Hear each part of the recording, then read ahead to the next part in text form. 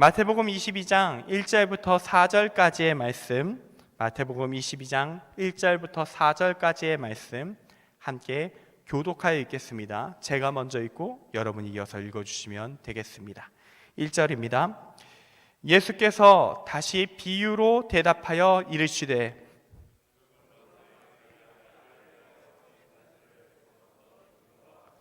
그 종들을 보내어 그 청한 사람들을 혼인잔치에 오라 하였더니 오기를 싫어하거늘. 같이 읽습니다. 다시 다른 종들을 보내며 이르되 청한 사람들에게 이르기를 내가 오찬을 준비하되 나의 소와 살진 짐승을 잡고 모든 것을 갖추었으니 혼인잔치에 오소서 하라 하였더니. 아멘. 오늘 함께 나눌 말씀의 제목은 사랑의 하나님의 초대, 사랑의 하나님의 초대입니다. 오늘 우리는 아까 계속 말하고 있지만 우리 심플 페스티벌, 예수님의 마음, 사랑의 마음을 더하여 표현하는 축제, 전도의 축제, 찬양의 축제로 이 자리에 모였습니다. 이 자리에 초대되어서 함께하고 계신 형제 자매님들, 그리고 이제 내년부터 공식적으로 함께할 20살 형제 자매님들이 있다면 모두 주님의 이름으로 환영하고 축복합니다. 오늘 여러분을 초대한 것은 직접적으로는 여러분의 친구들일 거고요, 그리고 형, 누나, 언니, 오빠, 동생이겠지만 그분들을 통해서 결국 여러분을 이 자리로 초대하신 분은 바로 하나님 한 분이십니다.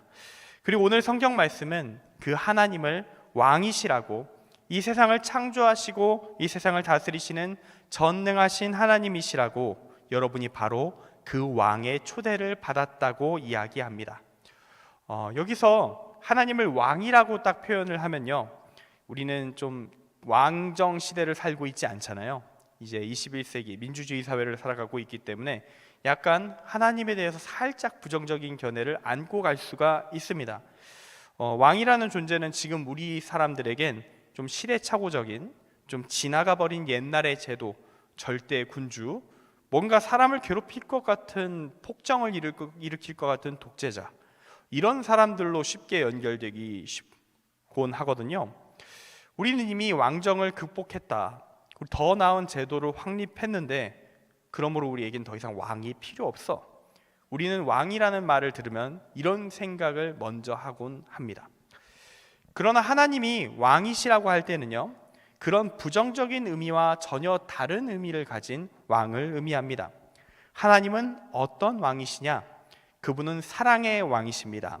또한 공평과 정의의 왕이십니다. 선함 그 자체이신 분이십니다.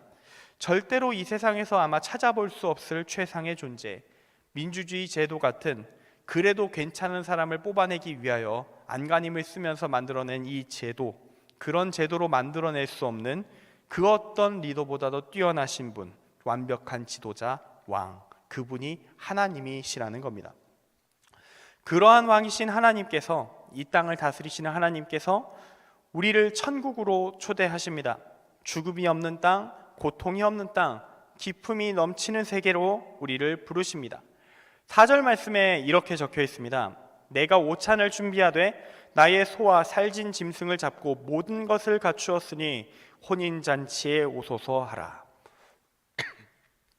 여러분이 생각하기에 이런 초대라면 모두가 좋아할 것 같지 않습니까? 공짜로 최고급 소고기를 무제한으로 제공한다는데 이 자리 그 자체만으로 꽤 가볼 만한 자리입니다. 제가 옛날에 좀 취미 생활 개념으로 특 1급 호텔 뷔페를 일부러 투어하듯이 다닌 적이 있었거든요. 작정하고 가끔씩 하는 취미 생활입니다. 그런 식으로 돈을 물 쓰듯이 수시로 쓰면요 큰일 납니다. 지금 런치가 아마 10만 원이 넘어갈 거예요, 1인당. 점점 가격이 올라서 제가 그걸 좀 할 때는 런치 한 7, 8만 원이었는데 요즘은 10만 원을 기본으로 넘고 디너로 가면 15만 원이 넘는 그런 상황을 처하게 됩니다. 제가 경험한 바에 의하면 그 정도쯤 가야 뷔페에서 괜찮은 소고기가 나옵니다. 먹을 만한 고기가 나와요. 따르게 갈 경우에는 우리는 진짜 한우 고깃집 가서 정말로 툭불 등심을 시키지 않으면 그와 같은 수준의 맛을 뷔페에선 느끼는 게 불가능합니다. 큰 돈 써야 되죠. 보통은 이런 장소에 결혼 기념일에 갑니다. 그럴 때 작정하고 오늘 먹고 즐기자 하면서 1년에 한 번 갈 때 하는 코스죠. 저는 이제 그곳을 안 간 지 꽤 오래됐습니다. 한 5년 전까지 좀 다녀본 게 최대 가장 가까운 시기였던 것 같아요. 어쨌든 이런 어마어마한 모든 것이 갖춰진, 최고급으로 갖춰진 그런 식사 장소입니다. 정말 그 자체만으로 가볼 만한 그 자리. 다만 그 혼인잔치에 들어가기 위해 두 가지 조건이 확인되고 있는데요. 첫 번째는 뭐냐? 초청을 받아야 된다는 겁니다. 초청장을 받아와야 한다. 초청장은 근데 괜찮습니다. 하나님은 모든 사람을 초청하고 계시거든요. 한 명도 빠짐없이 초청장을 여러분 모두 다 받았습니다. 지금 이 자리에 오지 않은 사람도 초청장을 받았습니다. 문제는 그 초청장이 지금 어디 있는지 모르겠어요. 어딘가 받자마자 내던져서 쓰레기통에 들어가 있었을지도 모르는 것이 하나님이 우리에게 주신 초청장이죠. 모두에게 그 초청장은 전달되었습니다. 그리고 두 번째 조건이 있어요. 들어가려면 조건이 있는데 그건 뭐냐? 예복을 입어야 한다는 겁니다. 복장을 적합하게 갖춰야 한다. 오늘 말씀의 뒷이야기를 제가 오늘 같이 읽지는 않았습니다만 마태복음 22장 11에서 14절 말씀을 보면요, 이 예복을 입지 않은 상태로 혼인잔치 자리에 들어온 사람이 어떤 일을 겪는가가 나와 있습니다. 쫓겨납니다. 지금도 결혼식장에 복장 상태와 위생 상태가 심각하게 불량한 사람이 들어왔다. 직원분들이 바로 나와서 제지를 할 겁니다. 왜냐? 이 결혼식에 참여한 사람들을 보호하기 위하여, 신랑과 신부를 보호하고 하객들을 보호하기 위해 그 사람의 출입을 죄송합니다, 지금은 들어가실 수 없을 것 같습니다, 좀 씻고 오십시오, 옷을 갖춰 입고 오십시오 라고 이야기하게 되겠죠. 어찌 보면 당연한 조치다라고 할 수 있습니다. 그런데 이러한 누가 봐도 정말 가고 싶을 그 결혼식, 심지어 이 땅을 다스리는 왕이 초대장을 돌린 결혼식인데요, 오늘 같이 읽은 3절 말씀을 보면 이 초대장을 받은 사람들이 어떤 반응을 보였느냐? 싫어했다. 난 가고 싶지 않다. 그런데 왜 가냐? 라고 반응했다라고 적혀 있습니다. 왜 싫어했을까? 객관적으로 볼 때 이 결혼식은 누가 봐도 가고 싶을 만한 행사입니다. 축의금을 요구하고 있지도 않아요. 단 하나, 예복만 입고 와라. 결혼식장에 들어갈 수 있을 만한 복장, 예법을 갖춰 주십시오. 술 취해서 행패 부리지 마십시오. 이런 정도만 요구하고 있는 것이죠. 그런데 사람들은 그 요청을 싫어하면서 거부합니다. 어쩌면 이 장면이 좀 이해하기 어려운 모습일 수도 있어요. 이게 사실 말이 되느냐 이렇게 얘기할 수도 있습니다. 왕이라고 했는데, 이 땅의 세계의 지배자라고 했는데, 야, 그런 왕의 말을 거역하는 백성이 있을 수가 있냐? 그게 말이나 되는 거냐? 죽고 싶은 거냐? 이 사람들의 행동이 비상식적이다, 좀 이상한 것 같다. 죽기 싫으면 왕의 초청이니까 그게 뭐든지 그냥 명령이라 여기고 그냥 따라야 살 수 있을 텐데 그걸 거부한다고? 이해가 되지 않는다. 뭔가 말이 안 되는 이야기를 하고 있는 것 같다 할 수 있습니다. 분명 그렇습니다. 우리가 알고 있는 역사 속의 왕들이요, 지금도 중동 지역에 왕이 존재합니다. 왕가가 존재하고요, 그런 왕들, 군주들을 생각하면 이런 일 있을 수 없는 일이에요. 사람이 왕으로 세워진 일에 이런 형태의 대응을 하는 아랫사람이 있다. 큰일 납니다. 죽진 않을 수도 있겠지만 정말 큰일을 겪게 될 수 있습니다. 그런데 사랑의 하나님이 통치하시는 세계잖아요. 사랑의 하나님이 통치하시는 세계에서는 이런 일이 가능합니다. 발생합니다. 이 세상 사람들, 많은 사람들이 하나님을 믿지 않고 있습니다. 하나님의 초대, 결혼식에 참석할 만한 예복을 입으라는 거, 하나님을 믿는다는 것을 얘기하기 전에 아예 하나님의 존재조차 믿지 않습니다. 그런 놈이 우리를 다스리고 있다고? 이렇게 반응하는 사람들이 있습니다. 그럼에도 불구하고, 그렇게 왕에게 불경을 저지르고 있음에도 불구하고 우리가 사는 이 땅에서는 정말 아무런 일도 벌어지지 않습니다. 처벌이 없어요. 만약 사람이 왕이었다면, 사랑이신 하나님이 왕이 아니시고 사람이 왕이었다면 모두 처벌을 피할 수가 없었을 것입니다. 그런데 우리가 사는 이 땅에서는 그 누구도 처벌받지 않습니다. 하나님이 분명히 살아계셔서 이 땅을 통치하고 계심에도 불구하고 그분의 존재도 모릅니다. 하나님은요, 이 세상을 만드신 이후에 하나님이 사람들에게 자신을 알려주실 때 모든 사람들에게 알리지 않으셨습니다. 이 땅의 통치자가 나인 건 맞는데 그걸 공지하지 않으셨어요. 공식적으로 인간에게 전부 알리지 않았다는 겁니다. 소수의 사람들에게 자기 자신을 알려주셨고요, 그들을 통해서 자신의 존재를 세상 사람들에게 전하게 하셨습니다.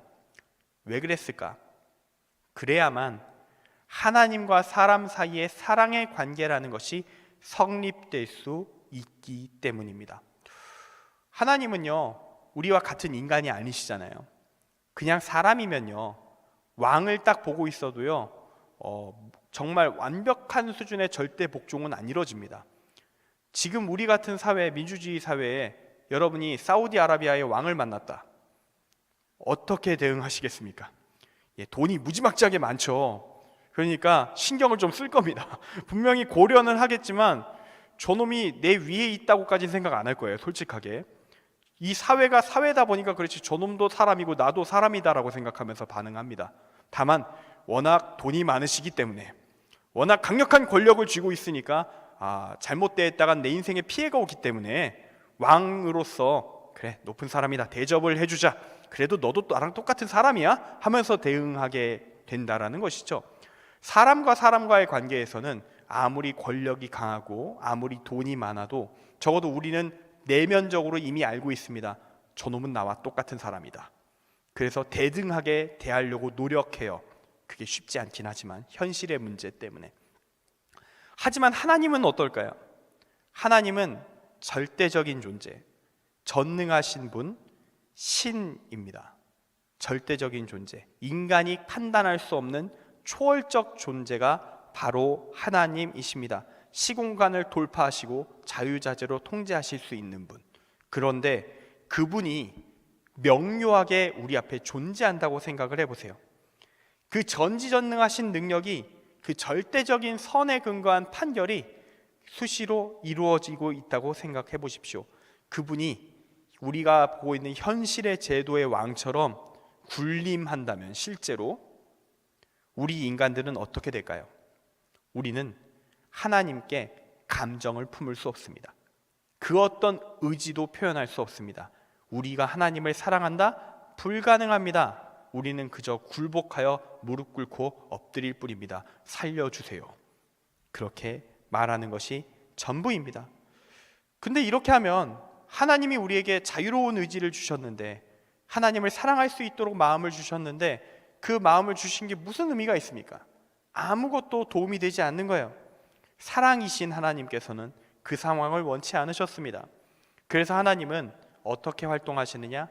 아주 제한적으로 자기 자신을 알려주셨고요, 그 알려진 제한된 소수의 사람들을 통해서 전도가 이루어지게 하셨습니다. 그래서 지금도 기독교라는 종교가, 하나님을 믿는 사람들이, 그리스도인들이 열심히 전도를 하고 있습니다. 그리고 그렇게 전도가 되어서 교회에 나와서 예배를 드리면서 하나님을 만나는 공동체에 같이 있으면서 우리를 사랑하시는 그 하나님의 의지와 사람이 이제 좀 나도 하나님을 좀 만나고 싶다는 진실한 마음을 품었을 때, 그때서야 우리는 하나님을 완전하게 만나게 되는 것입니다. 하나님이 이 땅의 통치자이신 건 맞는데, 그럼에도 불구하고 그 통치자로서의 모습을 사람들이 느끼지 못하는 이유, 그 역시 통치자인 하나님의 선택 때문입니다. 나는 너희들에게 자유를 주기로 결정하였다. 그러기 때문에 나의 모든 것을 공개할 계획이 없어. 당장은 너희들이 스스로 나를 선택할 수 있으면 좋겠다. 너의 의지를 기대해. 너의 마음을 기대해. 난 너의 사랑을 원해. 그러니까 나를 알려줄 테니까 선택할 수 있겠어 라고 하나님은 말씀하고 계신 겁니다.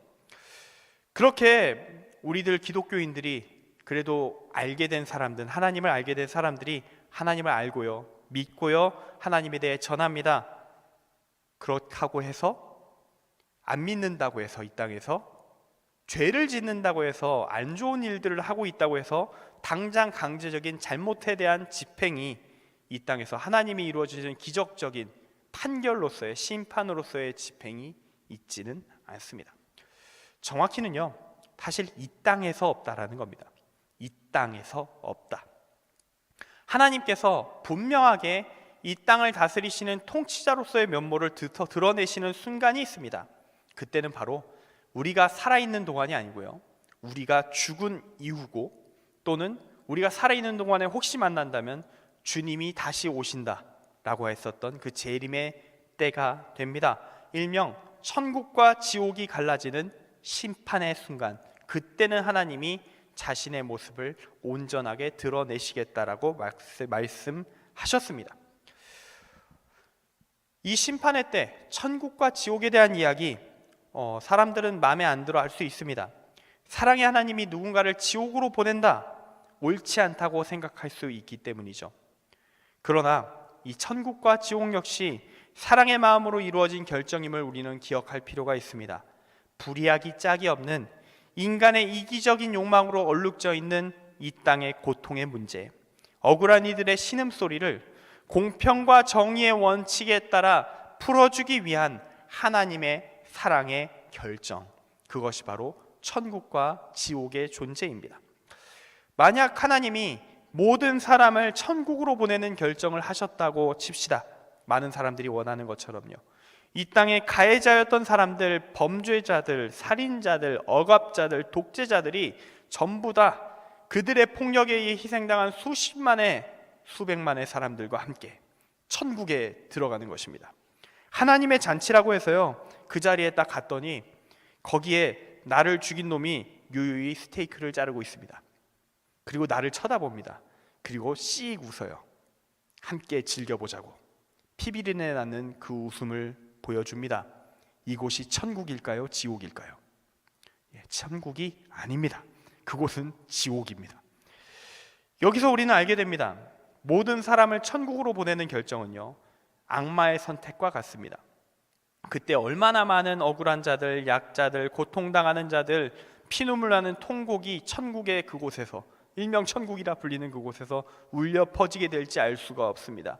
그래서 하나님은요, 모두를 보내지 않으시고요, 천국과 지옥을 정확하게 갈라 만들어 놓으셨습니다. 그렇게 이 땅에서 선을, 정의를 선택한 사람들, 하나님이 원하시는 삶, 하나님을 믿고 하나님의 뜻에 합당한 삶을 산 자들을 위해서 천국을 허락하시고, 그 자유를 남용하면서 이기적인 욕망을 따라 남을 압제하고 폭력을 행사하고 인간의 사회 시스템을 활용하여 권력을 휘두르던 사람들, 때로 자신의 죄를 숨기며 의인인 척 행사하는 가짜들을 위하여 그들을 억울한 피해자들로부터 격리하기 위해 지옥을 준비하셨습니다.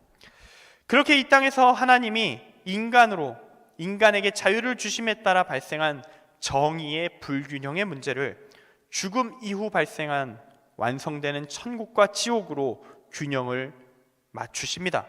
이 역시 사랑의 결정입니다. 선을 행한 자들을 악을 행한 자들로부터 보호하기 위한, 그리고 그들의 믿음, 신념, 행동에 따라 그에 합당한 대가를 치르도록 하는 공평과 정의의 결정입니다. 하나님이 이 세계를 창조하시고요, 인간에게 자유를 주신 이래 하나님께서는 이 자유를 가지고 행하는 인간들의 모든 자유의 선택을 지켜보고 계십니다. 그리고 올바름이 무엇인가, 하나님의 뜻이 무엇인지 일단 스스로 자연스럽게 알 수 있도록 모든 인류에게 하나님은 양심이라는 것을 주셨습니다. 물론 그 양심을 일명 화인 맞았다고 하죠. 인두로 지져버렸다. 그래서 양심 없는 것처럼 사는 사람들이 있긴 합니다만, 기본적으로 우리 모두에게는, 모든 사람에게는 양심이 주어져 있다는 겁니다. 그리고 인류가 하나님의 뜻을 알 수 있도록 지금의 기독교가 존재하게 하셨습니다. 하나님의 뜻을 말하고 그 뜻대로 사는 공동체를 세우셨습니다. 물론 인정할 수밖에 없는 부분은 있어요. 인류의 역사 속에서 인간이 살아가면서 기독교가 저질렀던 잘못들이 존재합니다. 하나님의 뜻을 따르라고 했더니만 지멋대로 하는, 하나님의 이름을 등에 업고 딴짓을 했었던 안타까운 슬픈 역사가 있습니다. 해서는 안 될 짓을 했었던 기록들이 있습니다.